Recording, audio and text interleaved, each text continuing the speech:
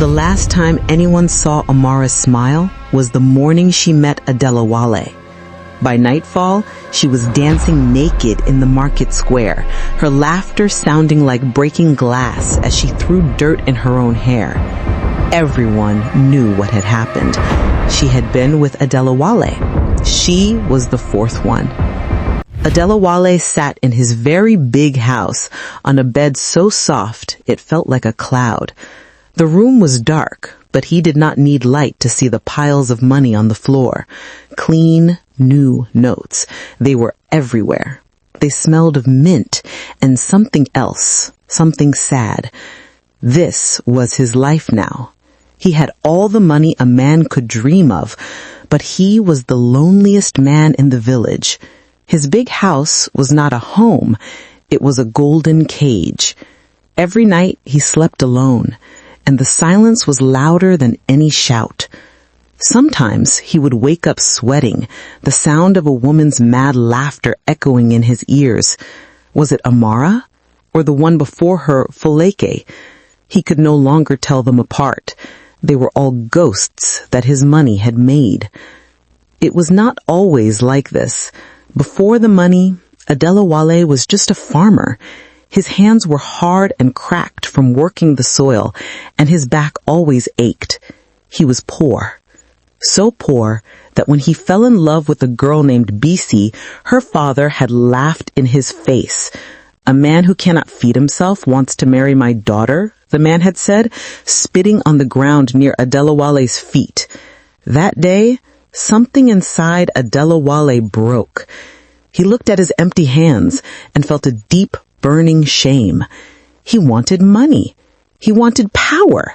He wanted to be a man that other men respected and women desired. He heard whispers in the village about an old man who lived deep in the dark forest, a man who could talk to spirits and bend nature to his will. They said he could solve any problem, but always for a price. Desperate, Adelawale decided to find him. For 3 days he walked into the forest, following a path that was barely there. The trees were so tall they blocked out the sun, and strange animal sounds followed him. He was scared, but the memory of Bisi's father laughing pushed him forward. Finally, he found the house. It was a small, strange hut made of mud and twisted sticks, with smoke coming out of a hole in the roof. The old man sat outside, his skin like wrinkled leather and his eyes as white as cowries. He did not look surprised to see Adelawale. "You are far from home, son of the soil," the old man said, his voice like the rustling of dry leaves. "I need your help, old one," Adelawale said, his voice trembling. "I am poor. I want to be rich. I want to have so much money that I can buy the whole village if I want to." The old man stared at him for a long time. "Everything has a price," he said slowly. "Wealth does not grow on trees. It must be taken from somewhere or someone. Are you ready to pay the price?" "I will pay anything," Adelawale said, thinking of his empty pockets and the shame that filled his heart. The old man nodded. He went into his hut and came back with a small clay pot filled with a thick, black liquid. "Drink this," he commanded, "and listen well. Your life will change tonight. Your manhood, the thing that makes you a man, will become a spring of money. It will produce wealth for you. But be warned." The old man leaned closer, his white eyes seeming to glow in the dim light. "Any woman you plant your seed in, any woman you sleep with, her mind will break. The vessel that receives your gift will be emptied of its sense. You will be rich, but you will never know the warmth of a woman who stays." Adelawale was young and foolish.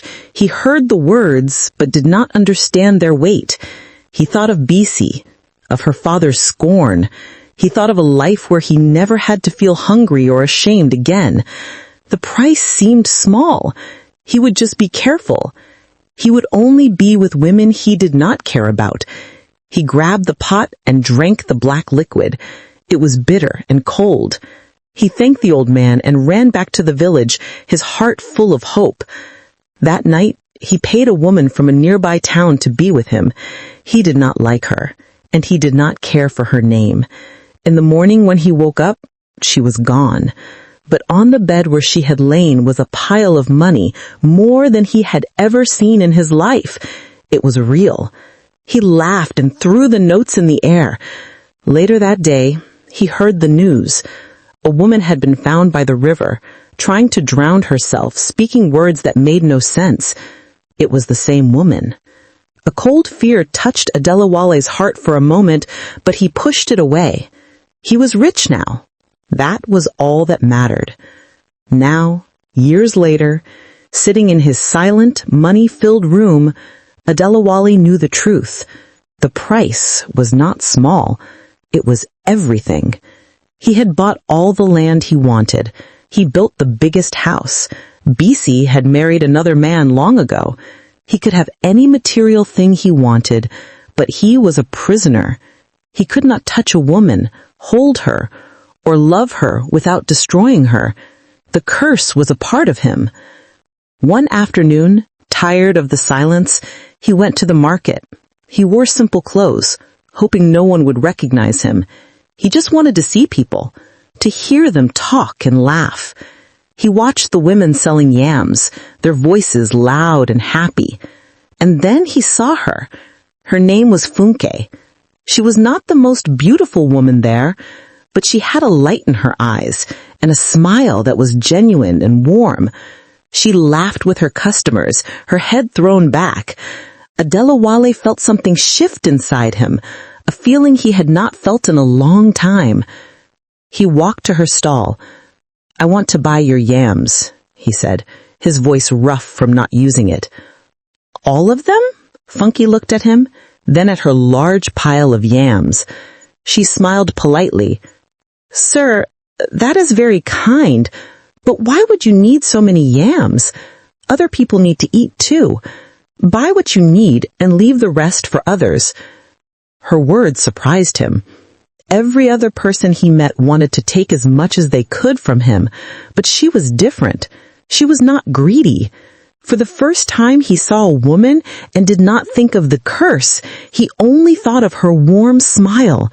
He wanted to know her, to talk to her, to make her laugh like that. And in that moment, Adelawale felt a new kind of fear, a fear much worse than the forest or the old man. He had found a woman he might truly care about, and she was the one woman in the world he could never, ever have. Adelawale could not stay away.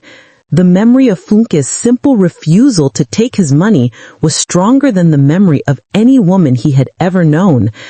He started going to the market every day. He would not go to her stall directly at first. He would stand far away, behind a mango tree, and just watch her. He watched how she argued with customers over the price of a yam, her hands on her hips. He watched how she shared her afternoon meal with the small children who played near her stall. He saw a kindness in her that his money could never buy. His heart, which he thought was a dead thing, started to beat with a painful rhythm. After a week of watching, he found the courage to speak to her again. He did not offer to buy all her yams this time. He bought only 2, just like any other villager. "These are for my dinner," he said, his voice softer than before. "A rich man like you cooking for himself?" she teased. "A rich man can still be hungry," he replied. That is how it started. A few words every day. Soon he was no longer a rich man buying yams, but just Adelawale.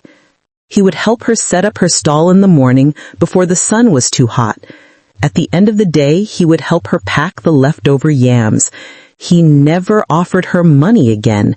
Instead, he offered her his time. He told her stories, funny things he had seen. She told him about her family, about her dream to one day own a small farm of her own. For the first time in years, Adelawale laughed a real laugh, a sound that came from his belly, not his wallet. The villagers watched and whispered. "Look at the cursed man," they would say. "He is trying to trap the yam seller. Does she not know what happens to women who follow him?" But Funke did not listen to them. She did not see a curse. She saw a lonely man with sad eyes, and her heart felt for him. She saw the way he looked at her, not with hunger like other men, but with a kind of quiet desperation, as if she were a cool stream of water and he had been walking in the desert for years. For Adelawale, every day was a beautiful kind of pain. He loved being with her more than anything, but he was also terrified. He was always careful not to touch her. If their hands brushed by accident as they lifted a yam, he would pull back as if he had been burned. The curse was a monster that lived inside him, and he had to keep it chained. He would lie in his big, empty bed at night and imagine a life with her. He imagined holding her hand, hearing her laugh in his own house, waking up next to her in the morning. But the dream always ended the same way, with the image of her eyes turning empty, her mind broken just like all the others.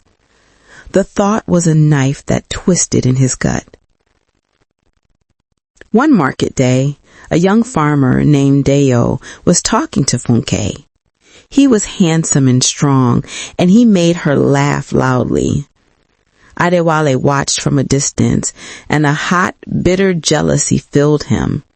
He hated Deo for being able to stand so close to her, for being able to make her laugh without fear. He wanted to march over there to show everyone the money in his pocket and claim her. But he knew he couldn't. What right did he have? Deo could give her a normal life, children, and a home filled with real warmth, not the cold silence of a mansion.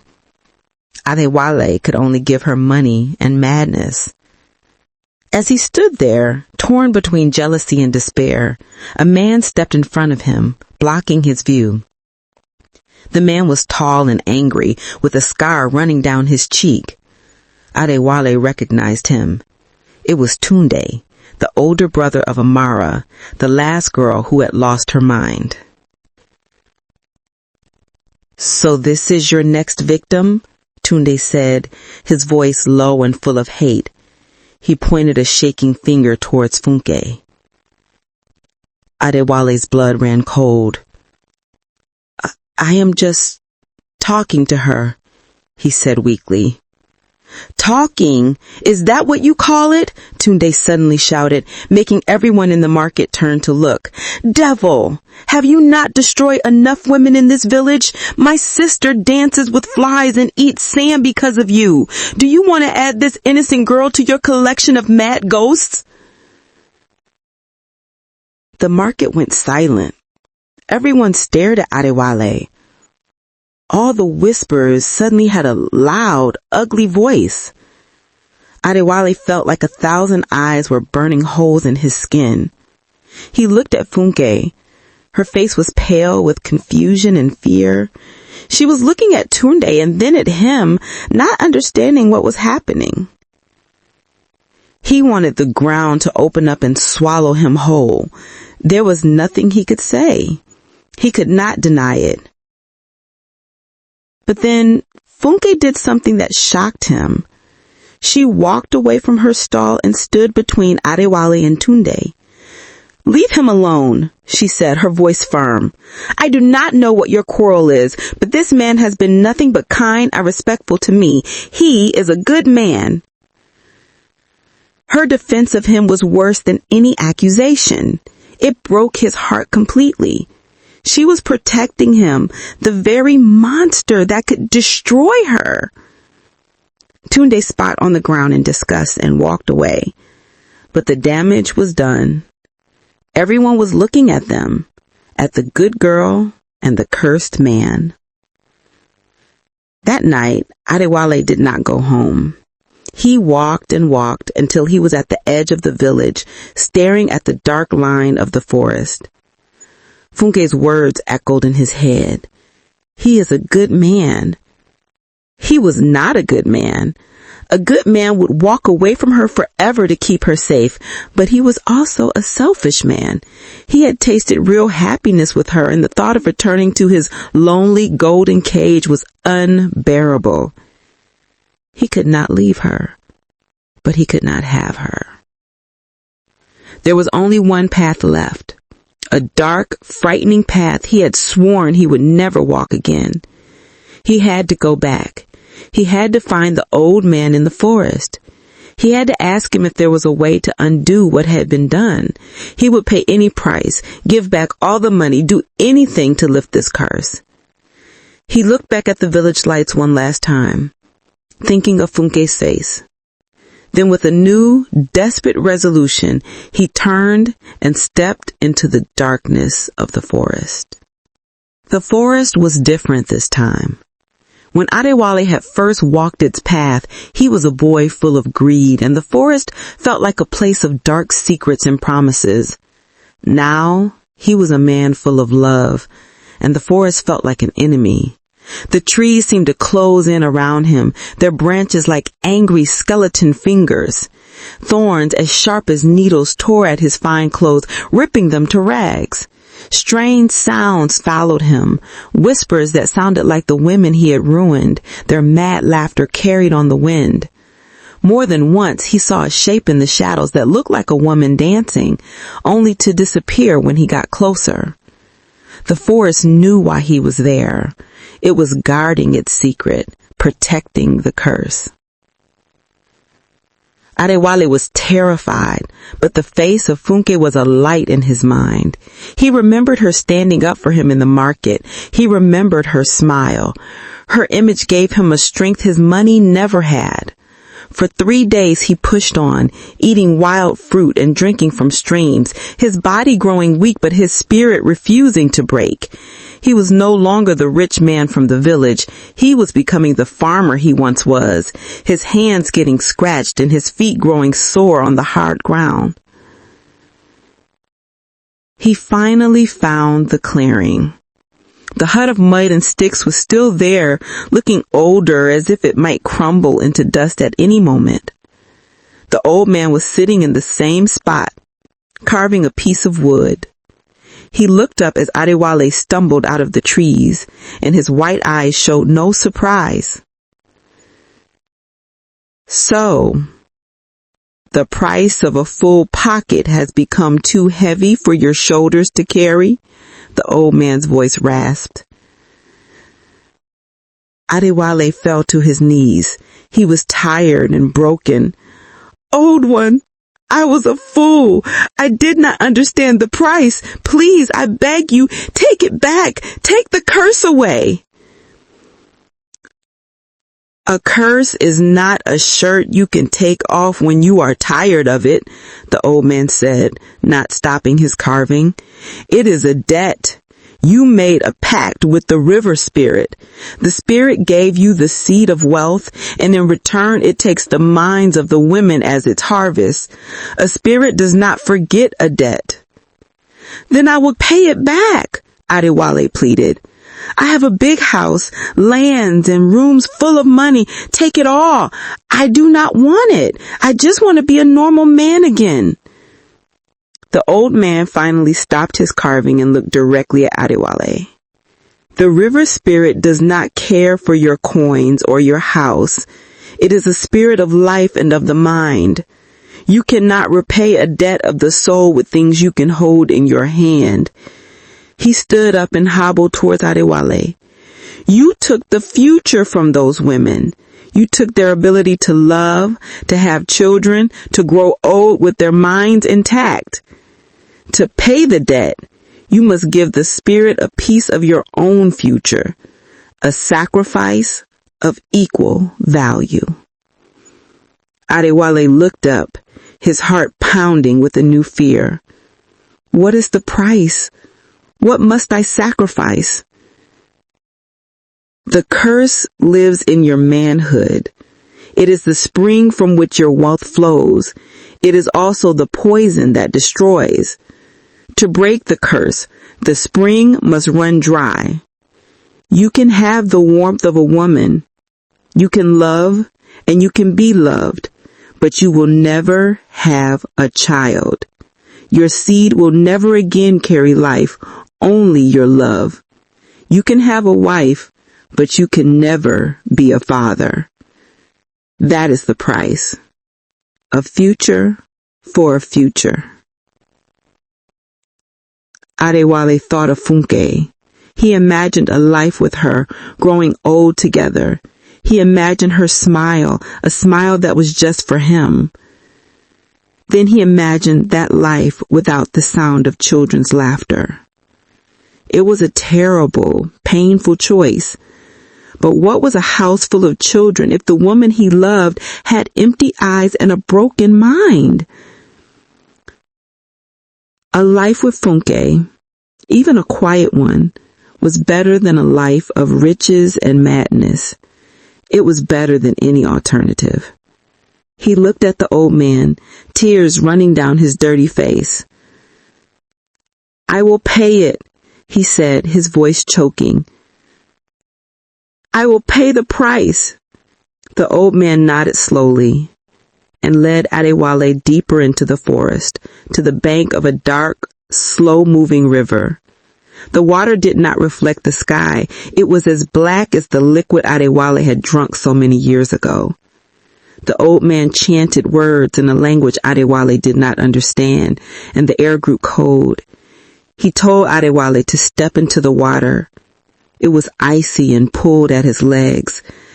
As the old man finished his chant, Adewale felt a sharp, cold pain deep inside him, as if something was being ripped out of his very soul.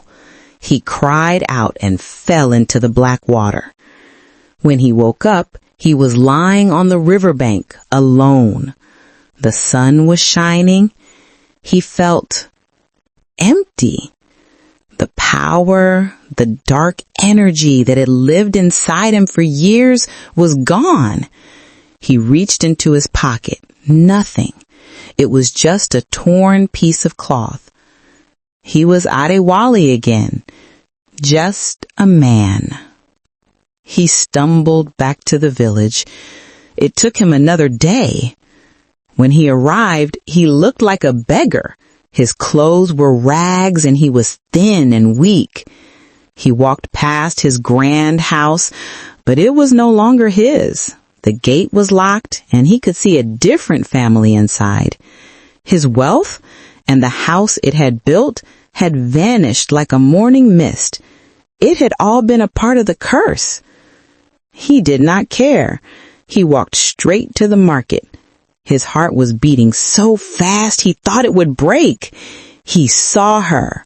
Funky was at her stall, arguing with a customer. She looked as beautiful as ever.